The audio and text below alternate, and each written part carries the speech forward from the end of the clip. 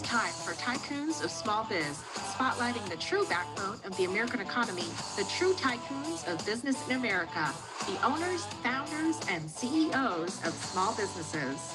The show's hosts, Austin Peterson and Landon Nance, are registered representatives of Lincoln Financial Advisors Corporation, a broker-dealer, member SIPC, and registered investment advisor. The views expressed by your hosts, Austin and Landon, are not necessarily the views of Lincoln Financial Advisors.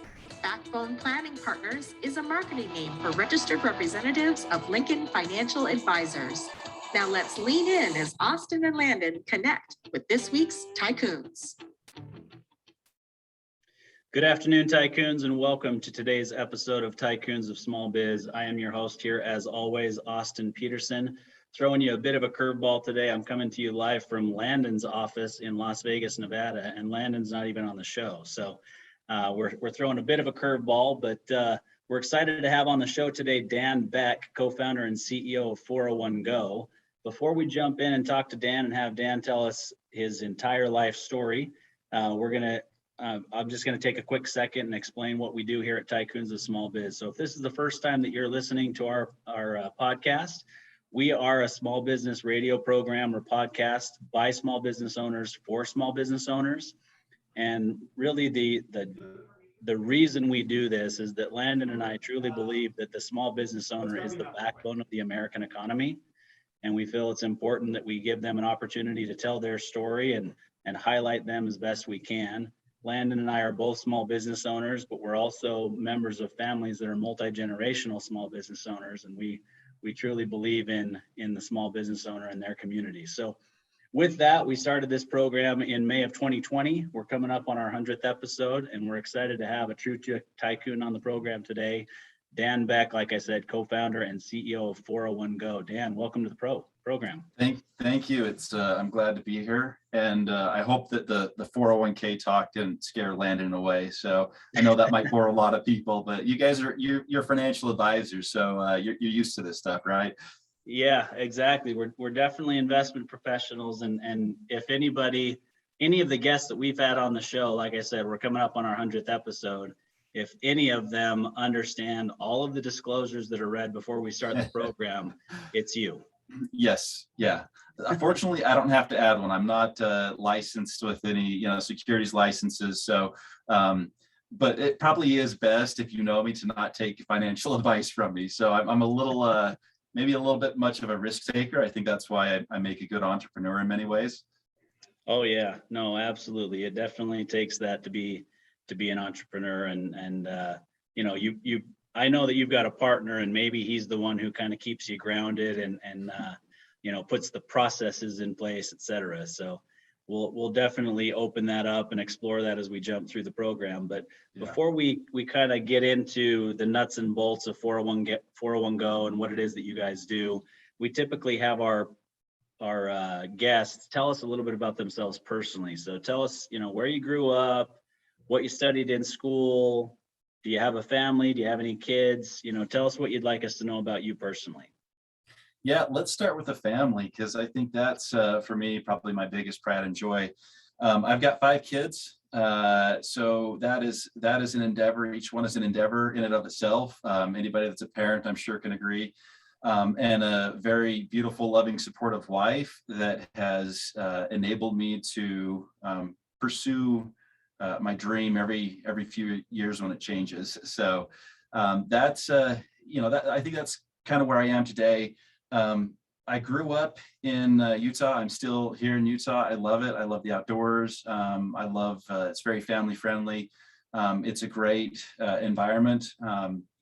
So yeah, I live here. I've been a serial entrepreneur really since my early 20s. Kind of my first career, if you will, was in TV productions. So I always dreamed of being a TV producer. I ultimately was able to do that kind of in my 20s. But at the same time, I went to school and I've been to a number of different schools, probably half of them in Utah. So by the time I finally graduated, like 10 years later, I had enough credits. I probably could have had a master's degree. The problem is Some of them were engineering, some of them were in broadcast journalism, some of them were, it was all over the board. And so ultimately I just went to an enrollment counselor at the University of Utah and said, hey, this is what I've got. What do you recommend? And she's like, well, you'll probably get through the business department pretty quick because a lot of these, would fit well there. So I got a degree in business information systems. And it was more, during the time I'd already launched a couple businesses and had sold some. And so it was more just something I love learning. And I think the college environment is a great place for that, and the structure and everything else. But really, I think that's what defines me as a person, is that curiosity that pushes me to try new things, to start businesses, to be a TV producer. I just love creating things and putting them out into the world and watching them grow. I've had failures too. I tried a food truck. I'm not very good at food trucks. That lasted for a couple seasons or whatever. It was a lot of fun, but I'm not cut out for that. So I think that's just the fun part of being an entrepreneur, is being able to dream and to pursue those dreams. Yeah, I agree with you 100%. There are a couple of things, in your personal background that stuck out to me that are either similar in my background or that have a connection. So it also took me 10 years to get my 4-year degree. Yeah. And a lot of that has to do with the same reasons as you. I started a couple of businesses while I was in college, and I had a family. I started, relatively young. I got married just before I turned 22 years old. And we had our first child before I turned 24. And by the time we had that child, I was neck deep into this financial planning business and trying to build it from the ground up, and, just barely kind of making ends meet, and, sometimes living off of credit cards to be able to make ends meet and buy diapers and, all those kinds of things. And so, I certainly understand that. And then the other side of things that I would mention is, you mentioned broadcast journalism. My son is actually a sports journalism major at Arizona State right now. And, we're big sports nuts, and he likes the journalism side of things as well. So that's a pretty cool tie-in. Yeah, no, I enjoy kind of the broadcast environment, and there's a lot of creativity, and it's fast paced and everything else. But ultimately, it just wasn't for me. I prefer being on the kind of the other side of the lens, if you will, and being able to just have my hands involved in all aspects of production. But yeah, it's been a lot of fun. I feel like I've lived many lives already. Yeah, no, I think obviously the whole setup you've got there with the studio, speaks to the fact that you like to be on that side of the mic. And I know you had a choice of podcasts. It was either Joe Rogan or us, and it's clear, why you would choose us. 100%. I love small business. Well, good. Let's get into, what exactly 401go is, right? I mean, most people that are listening, of course, have heard of a 401k plan. You and I and Landon, of course, understand them better. Landon and I are investment advisors for couple handfuls of 401k plans, for our clients. It's a fairly large part of what we do, but I don't know that people truly understand necessarily what a 401k plan is, how it came about, why it's here, why it's important. So, tell us, what you want to tell about, to introduce the 401k for those who may not be as familiar. But what about 401k drew you to, let's start this company called 401go? Yeah. So a little background on 401k is it's basically a reference to tax code. So that right there is exciting in and of itself. And and it gets quite complicated. It was something that has kind of certainly evolved. I don't want to say a loophole, because it was there for a purpose, but nobody imagined that it would be what it is today. Ultimately, it's a way to save a significant amount of your compensation for retirement. And there's a lot of tax benefits that are associated with it. And so because of that, with all the different tax benefits, there's a lot of rules that go along with it to make sure that it's being utilized the way that the IRS and the Department of Labor intend for it to be utilized. So my first experience with a 401k I didn't have a lot of financial education growing up. That was one of the first courses I took in college, and I've been kind of a finance nerd since then. I remember distinctly one day the advisor or the teacher bringing in some advisors to just talk to us about, what the role of an advisor is for an individual. And I remember they said, if you can't do, like they probably didn't want to meet with a bunch of college students, the advisors, I guarantee it's not like we have money to be saving, but they did say, here's probably the best advice I can give you right now, to start saving for retirement. And it was that very day I went home and I found a way to set aside $20 a month towards retirement. And that was really my first experience with investing and everything else. And that's the way that I see the 401k. And I think that's what inspires us and gets me up every day, is that I view it as less of like some big corporate benefit and more as a pathway to get young, oftentimes lower paid employees saving for retirement. Our goal is to have every hardworking American ready for retirement. And the 401k is probably the best way to do that. So the first time I set it up was, one of my first businesses. I was writing checks to Uncle Sam that were honestly bigger than distribution checks I was paying to myself. So I was reinvesting just about everything I possibly could back into the business. And while that was income, I was being taxed on it, but it wasn't take-home pay. So I remember talking to my CPA, and at the time I was maxing out an IRA, I was maxing out an HSA, and really the 401k was the next step. And so, to be perfectly clear, the very first time I tried to set something up, it was for me. It wasn't as much a benefit for my employees. I think I had maybe 4 employees at the time, and they didn't really have any interest in it. But because of how complex it was going to be time consuming, messy, expensive. And as a small business owner, I didn't need any more complexity or cost. And so I ultimately abandoned the idea. Several years later, I was, involved in a handful of other businesses. Company had grown quite a bit. And kind of at that point, my focus was really, I was investing just about everything I possibly could into, one business endeavor or another. And so I wasn't really using even an IRA at that point.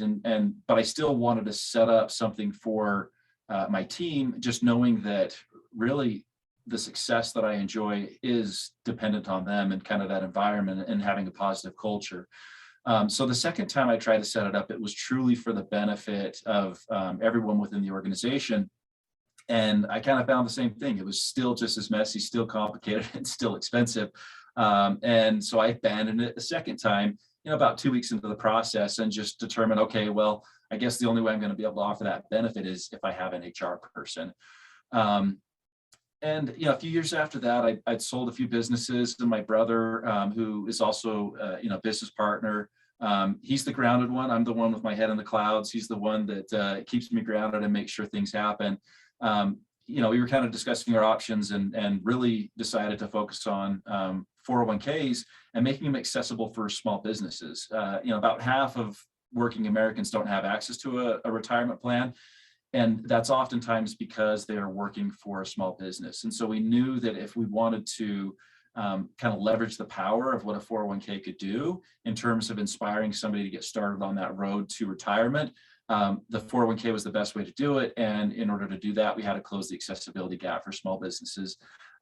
So we built a tech platform. By we, I mean mostly my brother and a handful of engineers, that is a full stack 401k designed for small businesses. So we've really built something very transformational that hasn't happened in the retirement industry.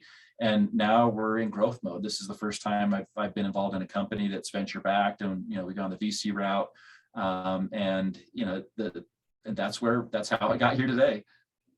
Yeah, no, I think it's a cool journey. So when exactly did you guys launch initially? So we started researching it in 2017. We launched toward the end of 2018, and have since grown considerably. Last year, I want to say it was about 4x growth, and we've just been growing very rapidly. We have everything from a solopreneur, we have hundreds of those on the platform, upwards of employers with 500 or more employees. So there's been a lot of growth in the last year. Yeah, it's interesting. So, I mean, obviously this is my industry. It's my bread and butter, so to speak. And I've been doing this for 22 years now.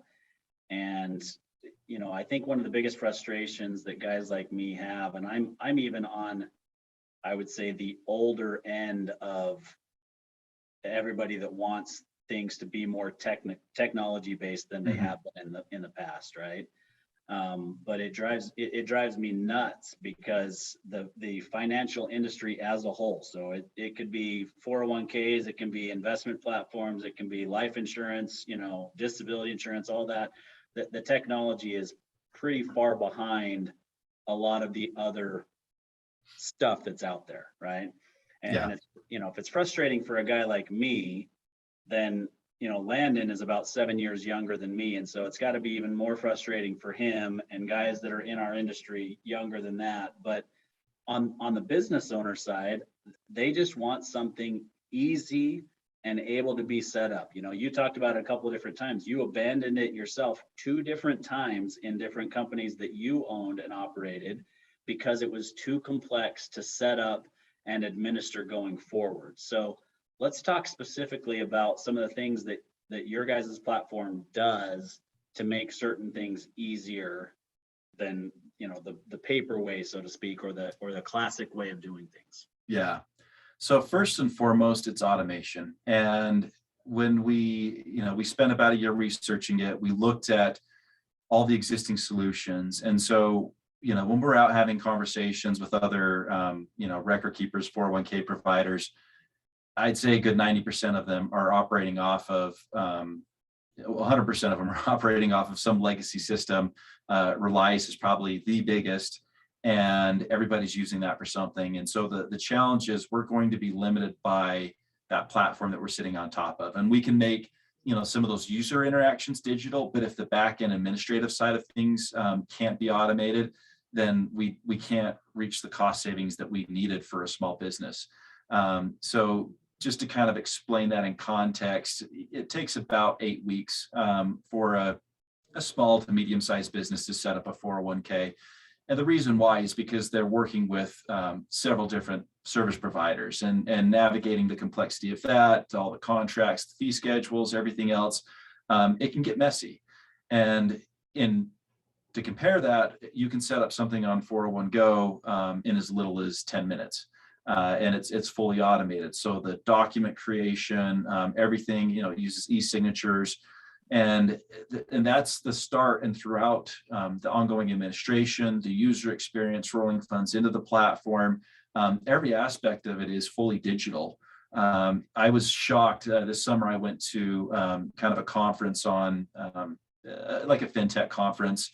And somebody who was like the VP at Google's, I can't remember, banking side of the business, was talking about how today it was less than 2% of transactions actually are fully automated from beginning to end, meaning that 98% of everything that's happening at a banking or financial institution level, there's somebody that's got to push a button, a spreadsheet that needs to be uploaded, a document that needs to be manually filled out, and that.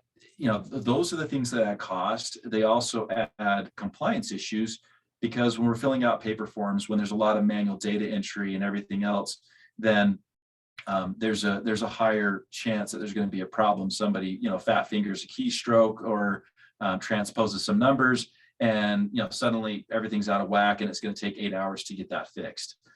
With automation, with integrations with payroll systems and everything else, we can really streamline that process. And so things that take weeks and days for the industry to do are done in a matter of minutes. The only thing that's slowing things down is basically the human on the other side of the app that is making those decisions.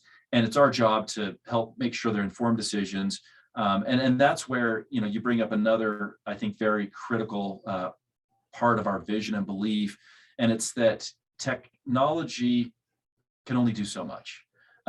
When it comes to anything financially related, even younger individuals that are very comfortable using tech for just about everything, they still like the peace of mind of having somebody that they can talk to, somebody that they know, as a human, can understand their situation. And a lot of saving for retirement, it's more than just the mechanics of it. It's very behavioral. And so it's important that you have kind of that human element as well, a financial advisor to coach those individuals as they navigate through retirement. And so that was probably the biggest challenge. Writing code that works with computers is pretty easy. It's documented. It's not hard to figure it out. There's one way that a thing needs to be done. But when you're working and building software that is fully automated, but also needs to work with that human element, it's a much bigger challenge because of there's just a lot more complexity that goes into it, and we want to make sure that we're getting the best of both worlds, that we're getting the advisor doing what they do best, and that's sitting down, understanding, encouraging, and working with clients, and technology doing what it does. And to be honest, it's a bigger challenge than I initially anticipated.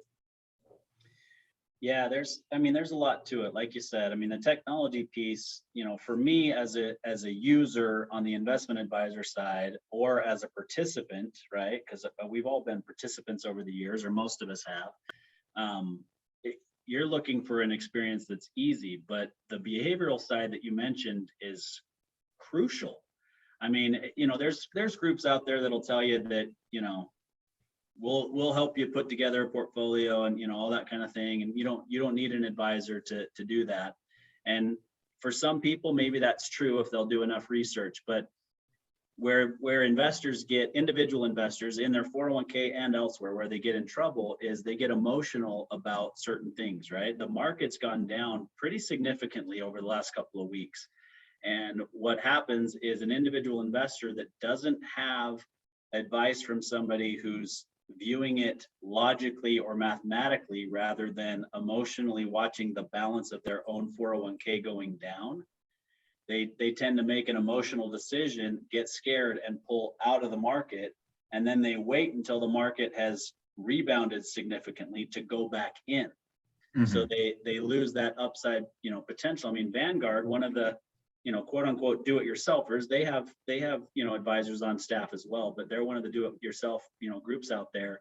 They put out a study every year, and it shows over and over and over again that the individual investor without an advisor gets a 3% lower return on an annual basis than one that works with an advisor. And it's truly that behavioral side of things that you're mentioning.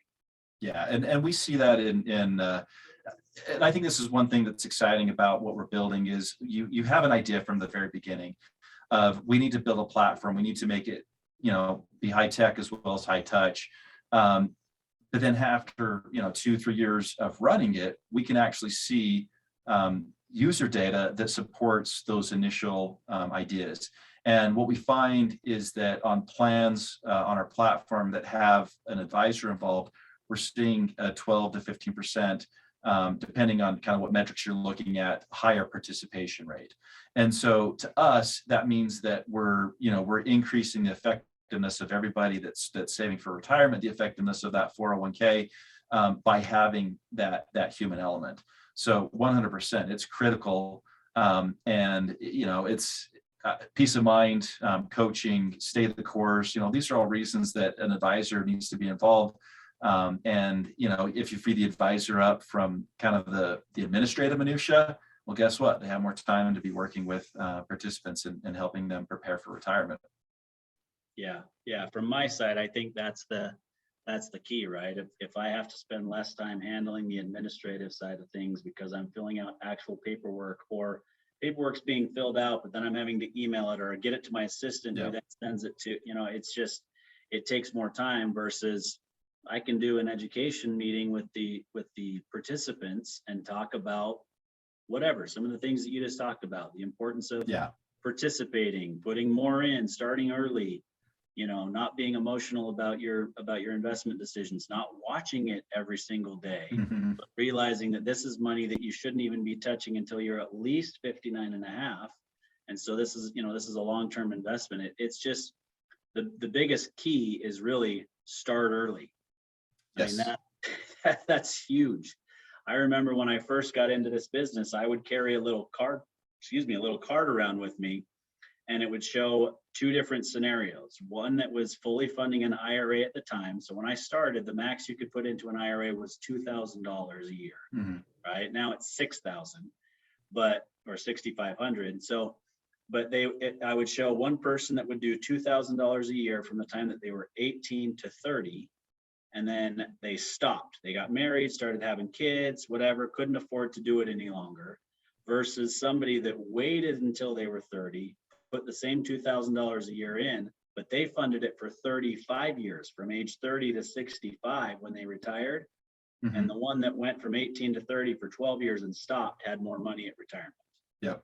Yep. It's that compounding interest. And I think that's the exciting thing. One of the first companies that we put on the platform is a warehouse business, and we had warehouse workers that were making $12 to $15 an hour, and multiple several of them have stopped by afterward just to say hi and check in, and a couple of them inquired about their 401k, and when they see that, hey, it grew from $300, which doesn't seem like a lot, to $500, suddenly they're like, I didn't have to do anything, and I'm now $200 richer.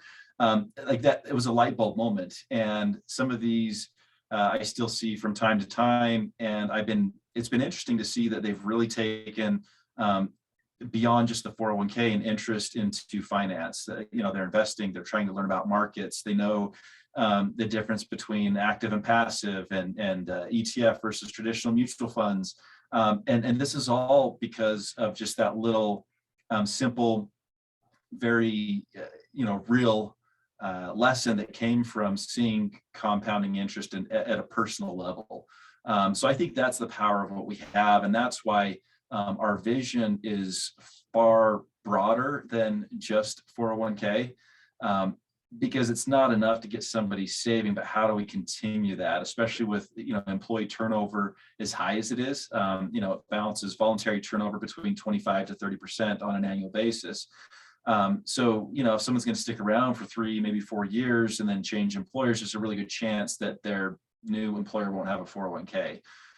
So this is an opportunity for us to help that individual keep saving for retirement, because that's the goal. Like even if it's $20, just staying in the habit of doing it on a regular, consistent basis is going to make a world of difference. Yeah, I mean, I think you really just spoke to one of the misconceptions about 401k plans in, the public in general, is that they believe that it's just for the highly compensated or the wealthy, but it truly is a program that's meant for everybody, every employee to participate in. Yeah, and it's interesting this is something that kind of I discovered, I'd say, in the last year, just going through and kind of analyzing usage data and everything else. And I remember looking at some demographics. It's the lower quartile of age and wage. So these are, the lower 25% when it comes to compensation as well as age. And, our participation wasn't quite where I wanted it to be. But then I started looking at the industry average and found the industry average is like 20%, and we're doing significantly better than that. And a lot of people say, well, it's because they're choosing not to save for retirement. That may be a part of it, but I also think that it's a failure on the industry's part that they're not making it more attractive to these individuals. They're not making it easier. They're not, communicating it in the way that they're going to receive that message. And so for us, one of those kind of internal brand promises we talk about is not your father's 401k. And I think about even just the sheer definition of retirement to somebody like my father or my mother is very different than the way I view it. And I talk to, young, new professionals who have an even, far differing opinion on what retirement is. And in fact, we internally don't even use the term retirement. We talk about financial independence, because for some people, there's all these different movements and these ideas. I want to retire when I'm 40. There's others that say, look, I love what I do. I'm never going to retire. Neither of those scenarios fit the government's definition of retirement, and all the products that are designed to support that government definition of retirement is what we have access to now. And so we have to rethink just the sheer concept of what retirement means to our users. And then also, how do we use these existing financial products like 401ks, HSAs, IRAs, to help them get to that point, so that if their definition of retirement is at 40 and I'm going to modify my lifestyle heavily right now to be able to live, at 40 on basically get my money working for me instead of me working for my money. There's we want to be a platform that supports that and enables that. Yeah, no, I think that's crucial. The reality is it is looked at very differently by the millennial generation versus my generation versus my parents' generation. Everybody does look at it differently. And I find it interesting that you guys use financial independence, because we use that with our own clients as well for the same reason. It's everybody, some of our business owners is where we spend most of our time, obviously. And many of them are like, I don't plan on retiring. All my friends are here at work. Why would I retire? Right? Like, I may want to travel more and work less, but I'm not going to just stop working and play golf every day, because that's a lot of people view retirement. But it truly is about being financially independent and working because you choose to, not working because you have to. Yep. 100%. Yeah. So let's take a quick break. We'll hear a quick call to action, and then we'll come back and we'll talk about the exciting world of regulatory changes that you believe are coming. And then I want to talk more about your past successes and failures, because I think that's where we learn the most as entrepreneurs. Sounds great. Hey there, Tycoons. Austin Peterson here, co-host of Tycoons of Small Biz. If you think you have what it takes to be considered a tycoon and you're wondering how you could become a featured guest, please follow and then message us at Tycoons of Small Biz on LinkedIn. We'd love to have a conversation with you to see if it is a mutually good fit, and if so, we'll get you scheduled for an interview. If you're unsure about being a guest on our podcast, but are contemplating selling your business over the next few years and you'd like to know what your business is worth, please also follow us and then message us on LinkedIn for your no obligation, informal valuation of your business. We look forward to hearing from you, and thanks for listening to the Tycoons of Small Biz podcast. And now, back to today's program. All right, Tycoons, welcome back. We are here with one of the great tycoons of small biz out there, Dan Beck, founder and CEO of 401 Go. We've been talking about all things 401k. We've hit on a couple of other things, about his background as well, that we're going to follow up on here in just a second. But specifically, your target market with this is smaller businesses. It's not that you don't have a platform that can handle larger businesses. You mentioned some earlier that are on there that have 500 or more employees. But your target market is that small business. They're the ones who are typically not putting a 401k in place. And so what do you see coming down the pike from a regulatory standpoint? I mean, we've got all kinds of stuff that's in legislation right now going forward that can potentially impact small businesses in a negative or a positive way. So, what are you seeing that you believe is coming on the regulatory front? Yeah, so there's a lot of research that shows with a workplace retirement program, so most likely a 401k, if it's designed right, those employees are 15 times more likely to save for retirement through that program than on their own. That's huge. And the government, we all know, Social Security has some inherent flaws, shall we say, and the likelihood of me or my kids being able to utilize that to the extent that maybe we were promised or it was intended, it's just not there. It likely won't happen. And so because of that, if the government can get more people prepared on their own to kind of take a little bit more ownership in their financial independence, then that's a benefit for everybody. And so what we're seeing is, California has some really good studies on this as well, is that somebody that enters retirement without significant, that's not ready for it, ends up being, there's some significant costs associated with that individual that are being borne by the local government and those taxpayers. And so it's that concept of an ounce of prevention is worth a pound of cure. The governments are seeing that. And so right now there are 14 states that are in some stage of enacting legislation mandating that employers as small as 5 employees will be required to offer something.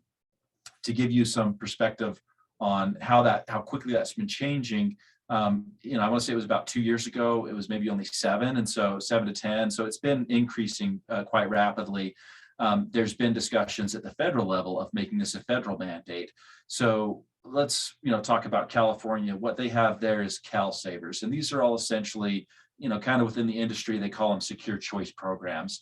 And in California, they have CalSavers, which as of June last year, if you had more than 50 employees, you would be required to offer some sort of a retirement program or opt into the state solution, which any business owner that I know is going to do everything they can to avoid any state solution, anything associated with their business. And this year in June, that goes down to 5 employees or more in California. So even if you have a business in the Phoenix area and you've got 5 employees in California, guess what? You now need to offer something to at least those employees. But the way that 401ks work, you would have to offer it to everybody in the organization.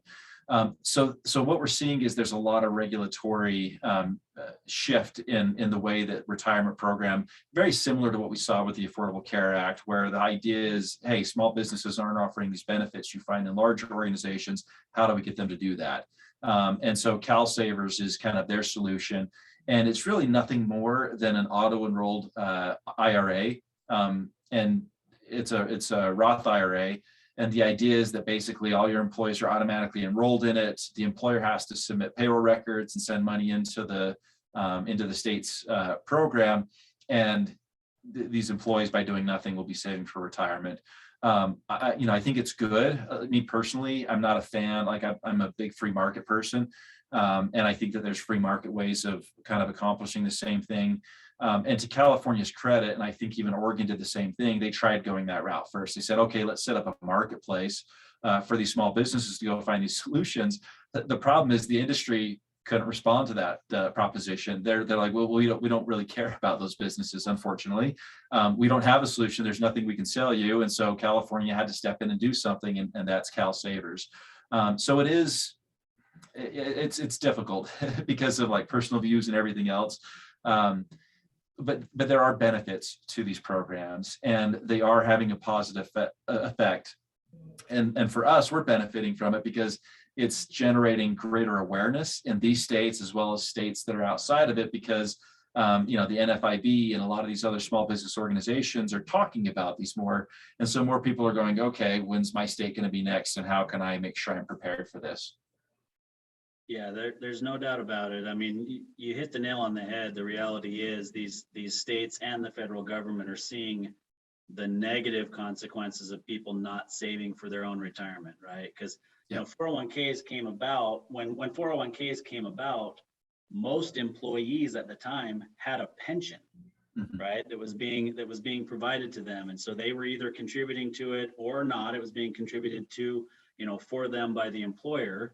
The costs were tremendous, and there were all kinds of problems with them being underfunded, and just lots of different problems. And so they've shifted to this personal responsibility, but there wasn't a great rollout for both the employees and the business owners to understand really what that meant and what the personal responsibility is on that side to go ahead and fund that on your own.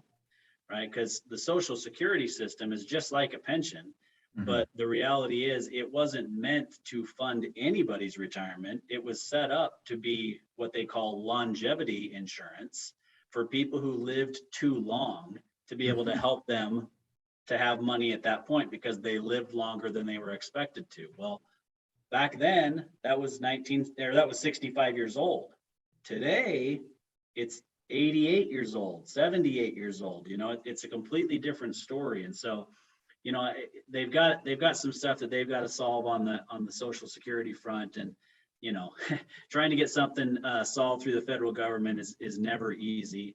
But the reality is they're going to have to solve it. Now, does that mean they're going to take away the benefit completely? I don't believe that they will, right? But I do believe that the age that you expect to take Social Security is going to continue to get pushed further and further back, right? Like that end zone keeps getting pushed further and further back. And so if we're not planning for our own retirement, we're going to find ourselves potentially in a world of hurt. And, I see it in my own personal circumstances with my parents, right? They didn't have the ability to save. They didn't have a 401k plan. They were entrepreneurs. They didn't understand all these sorts of things. They thought Social Security was going to be enough. And unfortunately, my dad's body broke down and they were forced to retire earlier than expected, which meant taking Social Security early, which meant it was a lower benefit, which meant, I mean, there was just so many other things that went into that. And so here they are in retirement and really just kind of getting by barely, because they didn't understand what their personal responsibility was to go out and save on their own. And that's, you hit on a very key point. And, I'm a huge advocate of small businesses, and we talk to small businesses all the time. And I grew up with friends that had, like a little plumbing family business and everything else. And a lot of times these small business owners, they're pouring everything and then some into their business. And they oftentimes, and I think they're taking care of their employees, they're, taking care of their team, and they're doing, there's a huge, tremendous benefit to society for the work that they're doing. But oftentimes, they struggle financially, and they're not thinking about, they're thinking about making payroll next week. They're not thinking about how much can I set aside in my retirement plan. And so I'd say that as from kind of looking at, and again, this is Dan's research, so don't quote it, but in talking to a lot of these small business entrepreneurs, they're probably less prepared than many others that are making comparable incomes. And it's because they view their business as that's their retirement. And some of the time that's possible, other times it's not. Like you mentioned in your call to action, if you're thinking about selling your business, there's a lot that goes into that. And a lot of employers don't realize, or small business owners don't realize, that maybe the way they've been doing their tax accounting and some of these other things are going to impact the valuation that they have when they go to sell that business. And something that they thought maybe they could sell for a couple $1 million, they end up selling for a couple $100,000 because they weren't adequately prepared for that. So I'm a big believer in, I think it's important for those small business owners, even if they have a business and they think that it's going to be a cash cow, and they have an idea of a transition plan and everything else. 401k is a great, or just any sort of retirement plan. It's a good backup plan. And I view Social Security the same way. I'm going to do everything I can to prepare. And if there's Social Security, great. That's going to be like, that's going to be like my golfing money or whatever. It's just something I'm going to have fun with. But I know I've got to take care of this on my own. I think that's why even a lot of entrepreneurs that are entrepreneurs are driven from that sense of independence. And so it's important that they build that into their financial lives as well. Yeah, there's no doubt about it. And, when we talk to our business owners, right, because you hit the nail on the head, they're pouring everything into their business. They view that as their retirement plan, right? And sometimes they don't fully understand it. And so we talk to them about the importance of taking some chips off the table. Let's transfer some of your net worth from your business balance sheet to your personal balance sheet. Right. And so that can be done through a 401k. It can be done through other means as well. But it's just, this is built for us. We need to get the education out there. And part of the problem you mentioned earlier is these larger organizations that are out there, that are these record keepers and set up these plans. They're not looking for the startup plan. Right? They want to be picking up plans that have $10 million or more in them, not setting up a brand new plan that this year is going to put $20,000 total into it. Yeah. And next year it's going to have 50,000. And that's not their bread and butter. And so it's your technology that allows an advisor and a record keeper and an investment company to do that profitably and provide a really important service to these employees that really need it, and business owners. And to clarify too, the industry as a whole, the professionals that I talk to and engage with, even in these large organizations, they're passionate about what they do. And it's not that they don't want to help these small businesses, it's that they can't. It's that they don't have the levels of automation. The unit economics don't support these small businesses. And I know it's something that they struggle with, and it's something they are thinking about more. We find at a lot of these national conferences, there's a lot more discussion around, hey, how do we help these smaller businesses? Because there's also, a lot of what we find, a lot of minorities are working for smaller businesses. And so they're automatically at a disadvantage if those small businesses don't have the uptake rates for 401ks that a larger corporation does. And so there's a lot of consequences that extend beyond just, an owner being able to sock away some money for his own retirement. It's a very critical part of the social fabric, but that's impaired, but then we have to make sure everybody has access to it. Yeah, definitely a good catch. I shouldn't have said that they didn't want to. Well, I think I said that first. They, in the marketplace, like, we don't want those small plans, but I want to make sure that people understand it's not because there's some big evil bankers. I'm sure there are some there, but it's for the most part, the unit economics simply don't support it. Yeah, definitely. All right, so let's talk a little bit more about past successes and failures, and I'll give you the choice as to what you want to start with. But I think that a lot of our listeners, our audience is made up of small business owners, and so they learn quite a bit from hearing about your experiences, both negative and positive. So maybe choose one failure and one success that you could share with us or in our audience that they would benefit from. Yeah, so I think a lot of the businesses I've been involved in oftentimes revolve around an idea that's oftentimes very separate from like what it is I love to do. And by that, my first business was in productions and marketing. I was largely freelance, and I would take contracts to produce TV shows or do marketing, a number of different things. And I really enjoyed it. But at the same time, I burned out on the creative side of things. And that was really, the thing I was passionate most about was the creative aspects. And it was that, just because I was working for clients, I'm giving up a significant portion of kind of that creative license to do things the way that Dan wants to do things. It's not always better. In fact, I'd argue many times most of the time it's not, it's just the way that I want to do things. And there's many ways to do things. And I think I came to a realization that the only way I can scale this is to bill more hours, but there's only so many hours in a day. And so I hire a team, but at the end of the day, I'm always trading time for money. And if it's not my time, it's someone else's time.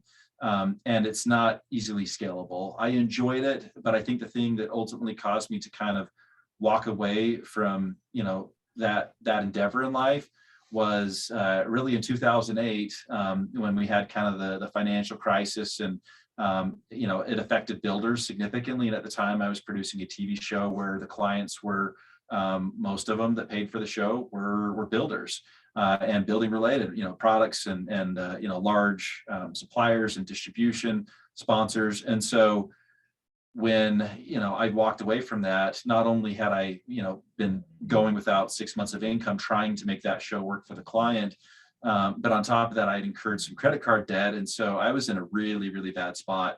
And I think that was the straw that broke the camel's back, to where the only way I made it through was by selling off all of my equipment. We had 2 vehicles at the time.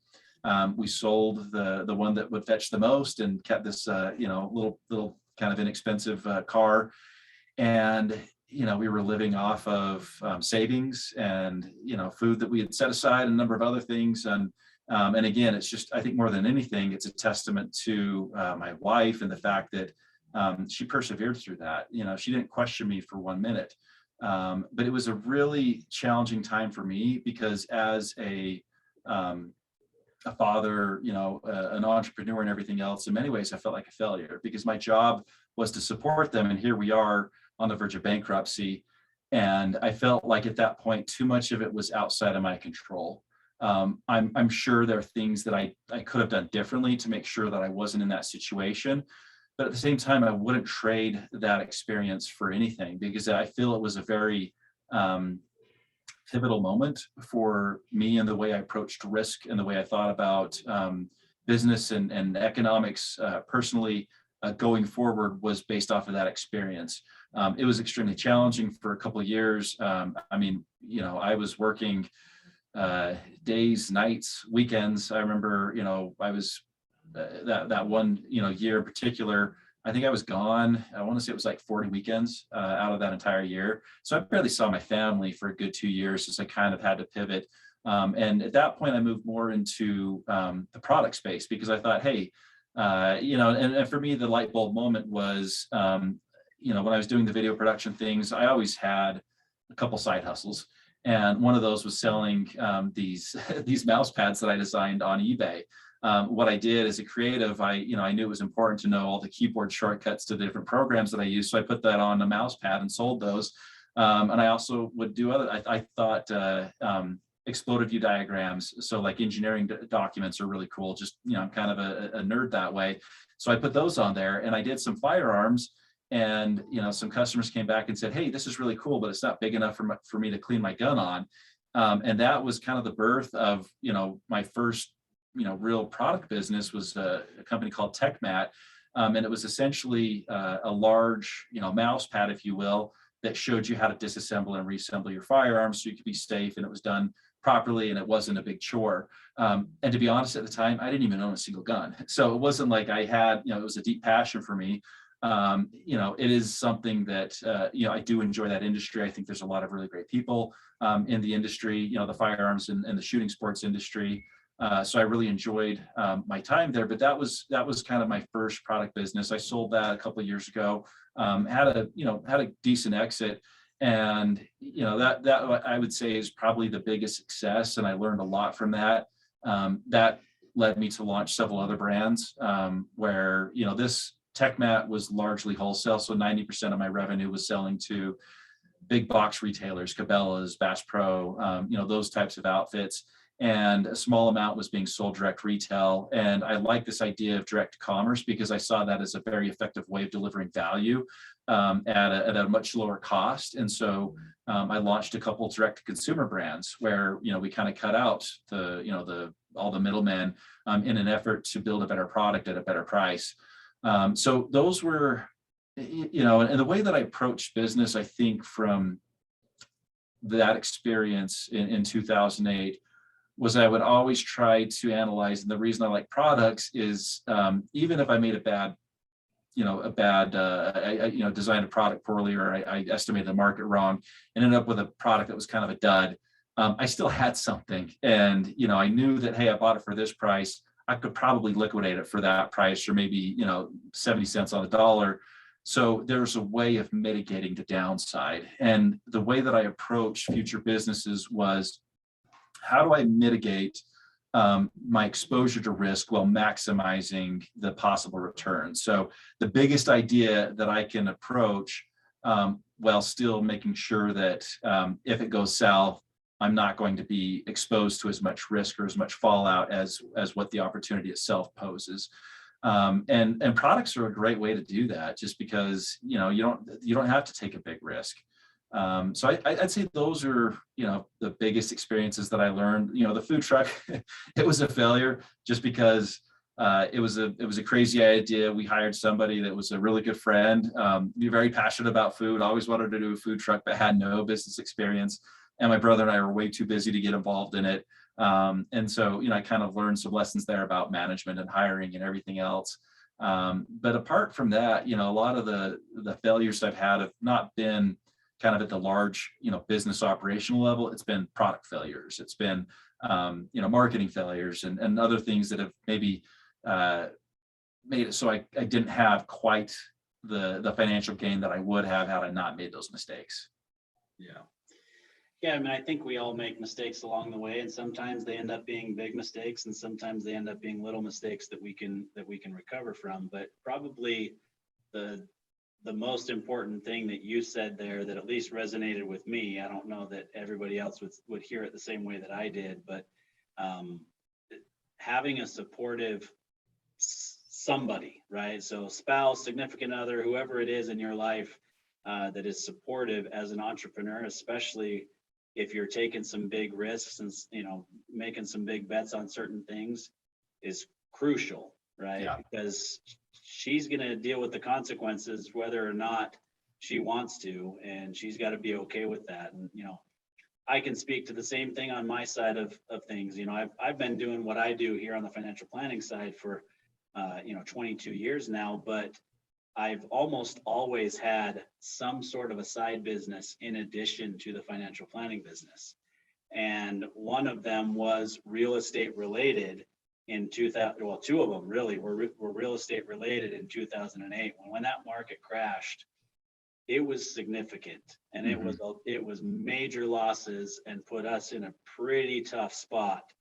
Obviously I still had some revenue from what I do here in my main business, but we were in a pretty tough spot. And I wouldn't say that, and your wife probably wasn't this way either. She probably thought it. She maybe never vocalized it to you. And my wife was kind of the same way. I mean, you could see it in her face. She was frustrated. It put us all, in a tough spot, but it didn't change the way she felt about me and her belief in me going forward. Yeah.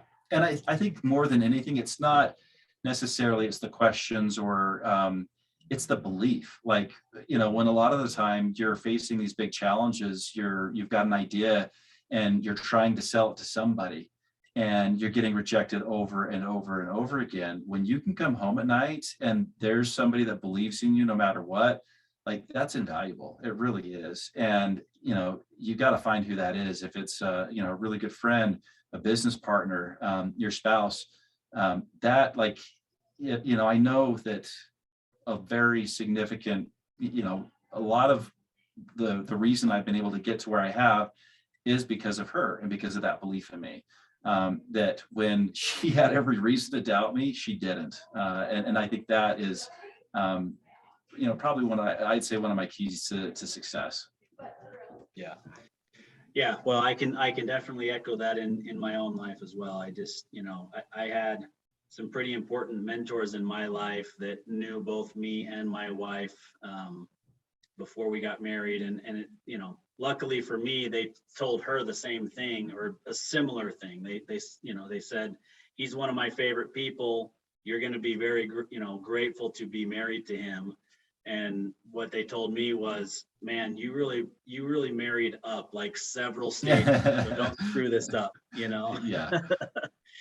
Feel the same. Yeah, sounds like the same on your side. So, all right, well, we're coming to the end here. So I want to give you an opportunity just at the end, for a business owner that's listening that needs to set up a 401k or an investment advisor that, is looking for a better solution. How do they track you down? Easiest way is find me on LinkedIn, Daniel Beck. I think if you just search for Daniel Beck 401go, you'll find me. So that's one way to connect with me.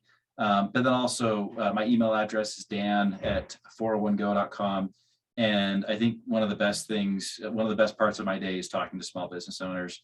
I see a ton of compassion as they set up these 401k plans. They treat their team like family, and I'm lucky to be a part of that. So please reach out. And for financial advisors, we can't do it. We've got to have that human element, and there's no technology that's going to be able to deliver that or replace it. So please, reach out. Let's find a way to make this work. You can also go to 401go.com, learn more about what we do, and find ways to contact us there. Awesome. Well, I've really appreciated the conversation. We appreciated having you come on the show and talk about, a really important topic in our society. So I'm glad that we were able to have this conversation, have you on the show today. Thank you. It was awesome to be here. And I think you're the perfect person to discuss these things with. Most people don't know 401ks nearly as well as you do. I appreciate that. Thanks again for being here. Mm-hmm.